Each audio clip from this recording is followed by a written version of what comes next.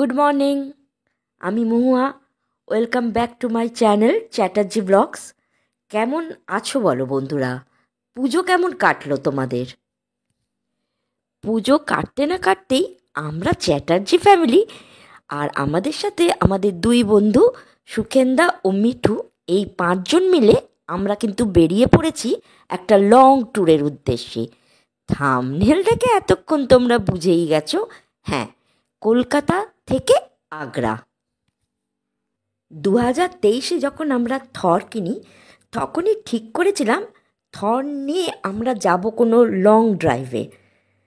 ইচ্ছে ছিল আগ্রা যাব, তাই ইচ্ছেটাকে পূরণ করার জন্য আমরা বেরিয়ে পড়লাম এই লং ট্রিপে।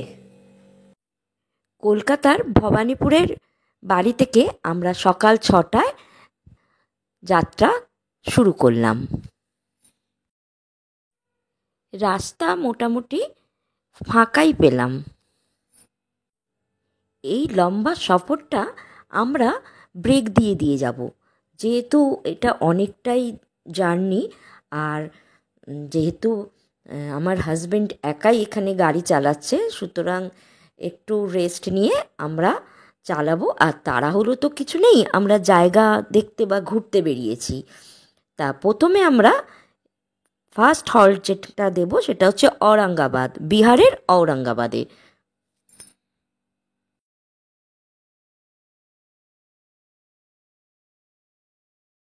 কথা বলতে বলতে আমরা চলে এলাম আমাদের আজকের ফার্স্ট টোল ডানকুনি টোল প্লাজার কাছে।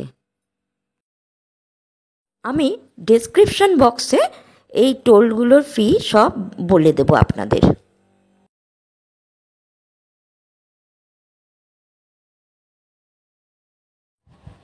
এই পুরো ভিডিওটা আমরা কয়েকটা পর্বে ভাগ করেছি, ধৈর্য ধরে একটু দেখবেন। আর ভালো লাগলে অবশ্যই লাইক করবেন, শেয়ার করবেন এবং কমেন্ট করতে ভুলবেন না কিন্তু। আর আমাদের পাশে থাকবেন। চলুন তবে যাওয়া যাক এবার। এখন আমরা সিঙ্গুরের ওপর দিয়ে যাচ্ছি। দেখুন এখনও কিন্তু কাশফুল ফুটে রয়েছে দুপাশে।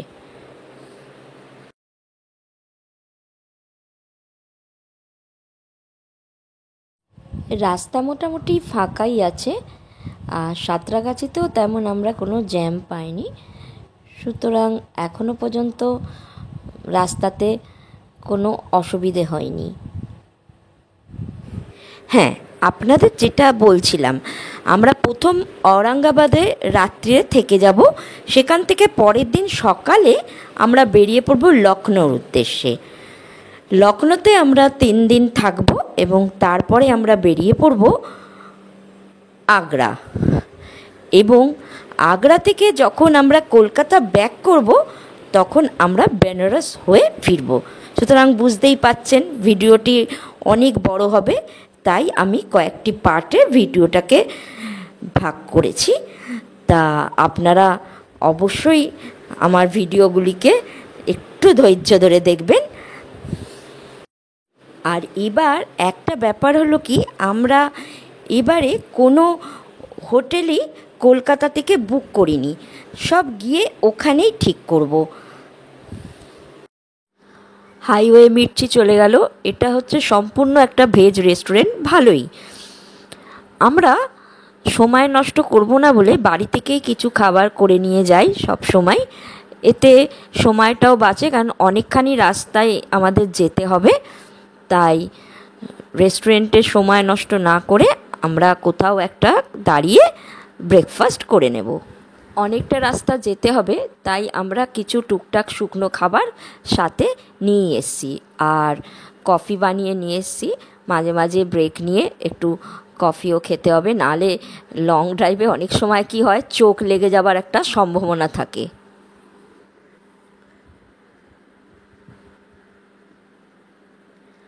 আবার একটা টোল এসে গেল। আমি পরে আপনাদের ডেসক্রিপশন বক্সে এই টোলগুলোর নাম এবং টোল ফি সবই জানিয়ে দেব। রাস্তা মেরামতের কাজ চলছে বলে ডানকুনি ও পালসিট এই দুটোরই টোল একটু কম নিল বলে আমার মনে হয়। এই থার্ড টোল দিয়ে আমরা দুর্গাপুর এক্সপ্রেস ওয়ে ধরে নিলাম। এর আগে এখান দিয়ে আমরা তোপচাচি বেড়াতে এসেছিলাম। এই তোপচাচি জায়গাটা ভারী সুন্দর। 2-3 দিনের ছুটি কাটাতে আপনারা তোপচাচি আসতে পারেন। এই তোপচাচির ওপর আমার একটি ভিডিও আছে, আর এই মিঠু সুকেন্দারাই আমাদের সাথে গিয়েছিল তোপচাচিতে। আর তোপচাচি লেক আছে একটা, আর এছাড়াও ধানবাদের কাছে আমি এসেছিলাম ভাতিন্ডা ফলস দেখতে। খুবই সুন্দর জায়গা, চারিদিকে পাহাড় ঘেরা। আর আরেকটা ব্যাপার জানেন কি না জানি না, এই তোপচাচি ছিল মহানায়ক উত্তম কুমারের খুব প্রিয় জায়গা, আর ওই জন্য এখানে ওনার একটা বাড়িও আছে। যদিও সেটার অবস্থা খুবই খারাপ, এখন সেটা পোলট্রি ফার্ম হিসাবে ব্যবহার হয়।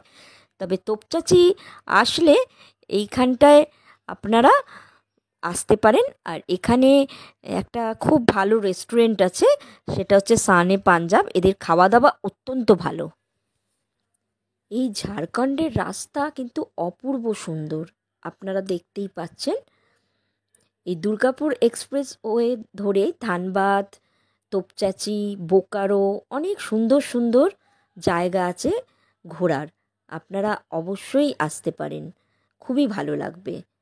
এছাড়া আরেকটা রাস্তা খুবই ভালো, সেটা অবশ্যই উড়িষ্যায় কেওনঝড়।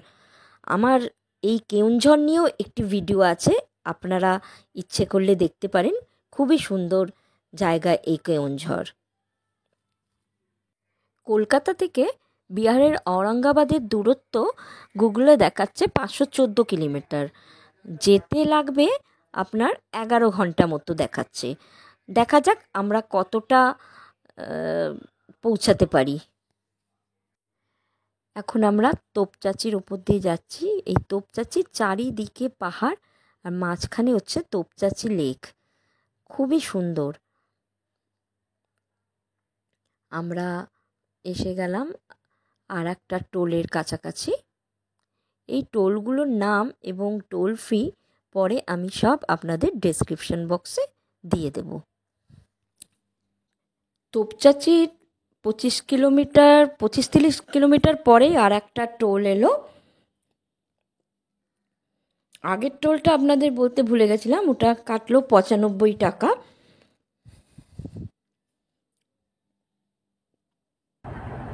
আর এটা কাটলো 130 টাকা। সেই আখের রস বিক্রি হচ্ছে এখানে।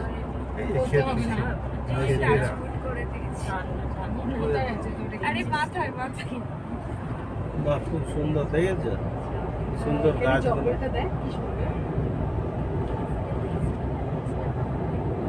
বাহ, দারুণ লাগছে।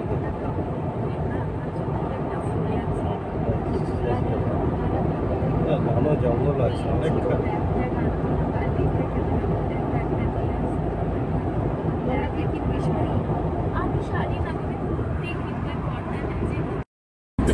সবার সামনে একটা মেশিন করে দিয়েছে। আখের রস করবো তো মেশিন তো চাই। এই রসের মেশিন আমরা খেয়েওছি। এই রসে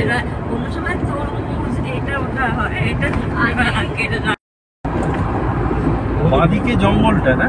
হ্যাঁ, যে পুরো একদম ডান দিকেও আছে, এসব ওইসব জঙ্গলি এরিয়া।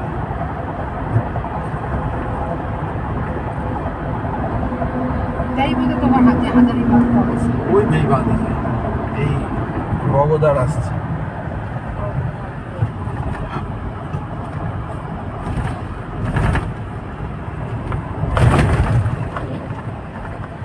রাস্তাটা একদম খারাপ রাস্তা, এইখানটা একেবারে রাস্তা। আমরা হাজারিবাগের ওপর দিয়ে যাচ্ছি, এটাও একটা ভারী সুন্দর জায়গা ঘোরার। এবার একটু ব্রেক নেব, কারণ একটু পা ছাড়াতে হবে। টুকটাক একটু খাবো আর একটু কফি খাবো, ওই জন্য আমরা গাড়িটাকে সাইড করে রাখলাম।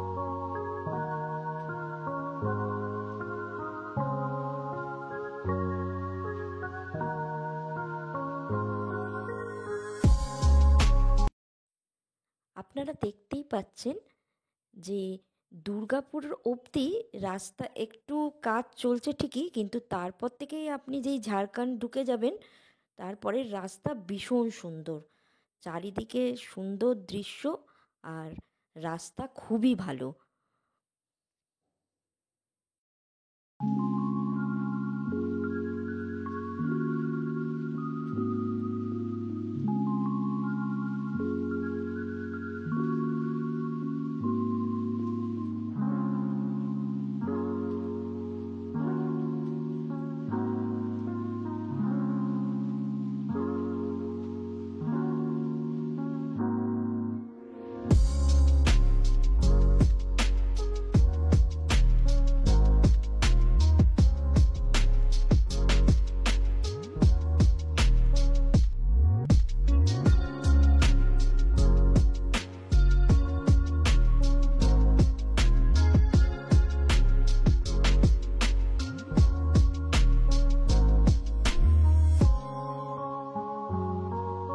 চলো এইটা দিই সোজাটা? হ্যাঁ হ্যাঁ, সোজা দিয়েই চলো।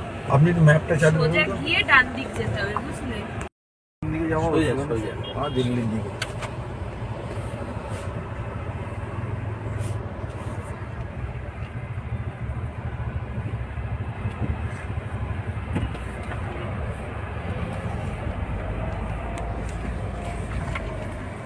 তুলে নিয়েছি। হ্যাঁ, হাজারিবাগ রাঁচি এদিকে সোজা গেলে দিল্লি, সোজা গেলে দিল্লি। দিল্লি রোডই তো। মেন আমরা তো তো দিল্লি যাওয়ারই তো রাস্তা এটা। ছবি চাওপারান ওই চৌপারণ ওই যে ডোবি থেকে ডান দিকে ঘুরলে হচ্ছে তোর গয়া। ডোবি চৌপারান চম্পারণ হ্যাঁ, চৌপারান চৌপারণ। ওই ডোবি।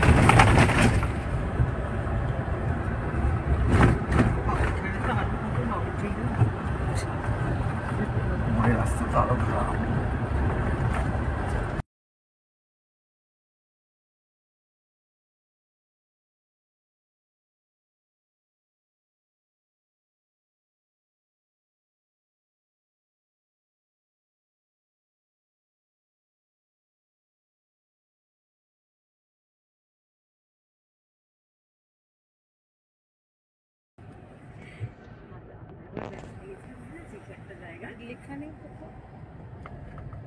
নেটে দেখলেই তো বলবে।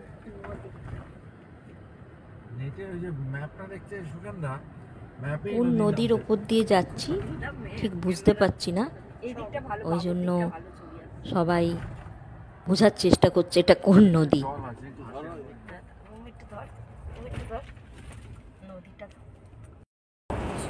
চম্পারণের বিখ্যাত ক্ষীরমোহন, মটকা ক্ষীরমোহন। মানে এই ব্রিজটার কিন্তু হলো না। এই হচ্ছে ক্ষীরমোহন, কিন্তু আমরা খাবার সাহস রাখছি না। লাগাচ্ছে ব্রিজে ঘুটে দিচ্ছি কিন্তু ব্রিজ হয় না। সেই শক্তিগড়ের টাইপের একদম হ্যাঁ, একদম, পর পর একদম সত্যিকার হঠাৎ দেখছি লাল লাল কৃষ্ণ ক্ষীরমোহন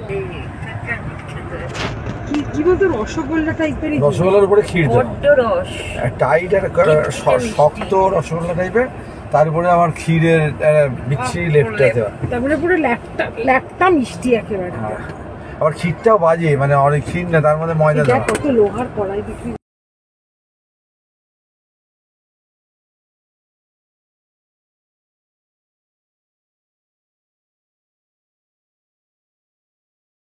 আমরা তো বিহারে অনেক আগেই ঢুকে পড়েছি, এখন আমরা ঔরঙ্গাবাদের কাছাকাছি চলে এসেছি।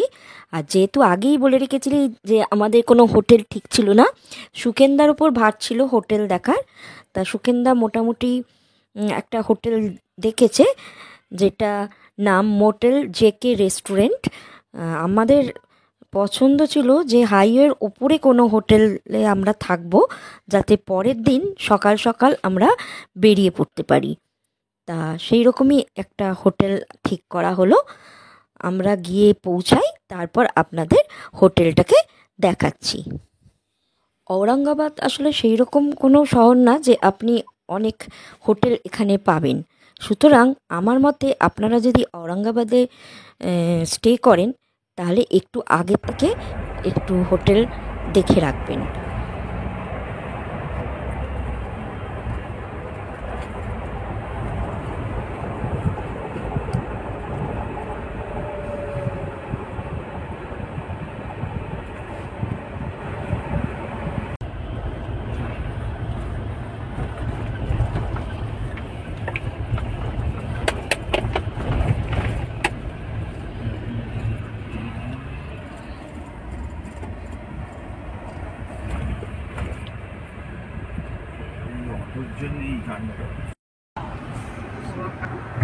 তাই 85 টাকা নেবে। নিরঙ্কারী সন্ত সমাগম মাতাজ ইউনিভার্সিটির মায়না বোধ হয়।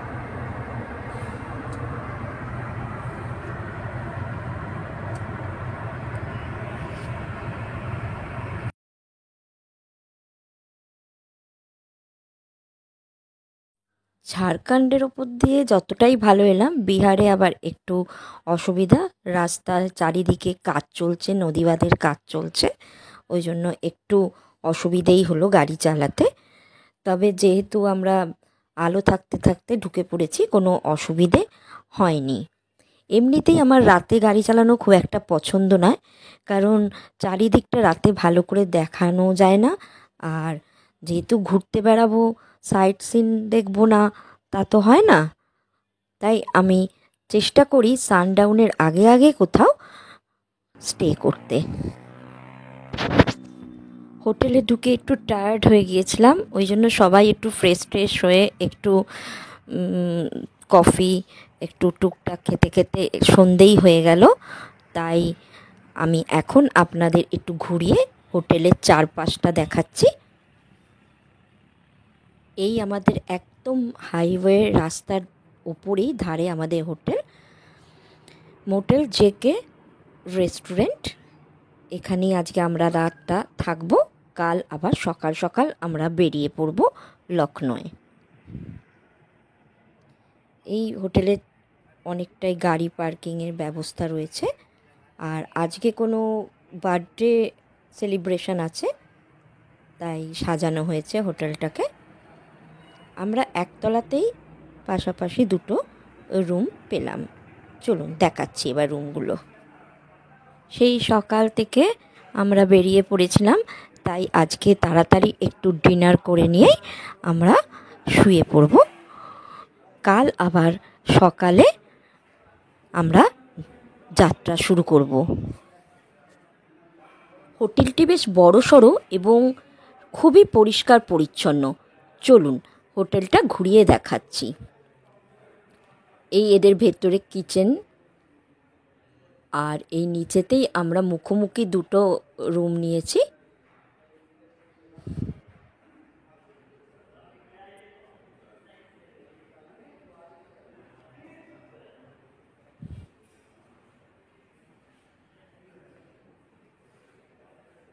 এটা আমাদের রুম 102।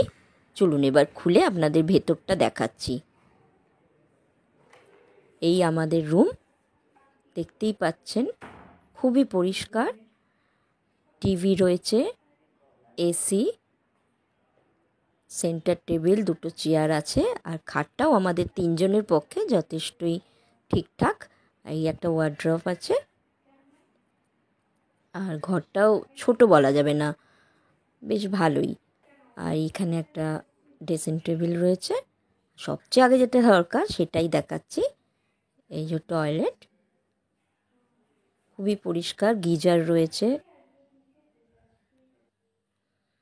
আর এইটা হচ্ছে মিঠুদের রুম 109। এই এখন সব শুয়ে শুয়ে একটু গল্প হচ্ছে। আজকে আমরা তাড়াতাড়ি ডিনার করে শুয়ে পড়ব। এই হোটেলের রেস্টুরেন্টও খুব ভালো খবর পেলাম, তাই এখানেই আমরা কিছু অর্ডার দিয়ে খেয়ে নেব। কাল আবার সকাল সকাল আমরা বেরিয়ে পড়ব লখনৌয়ে। তখন আবার আপনাদের সাথে দেখা হবে। আজ তাহলে এখানেই আমার ভিডিওটা শেষ করছি। Good night.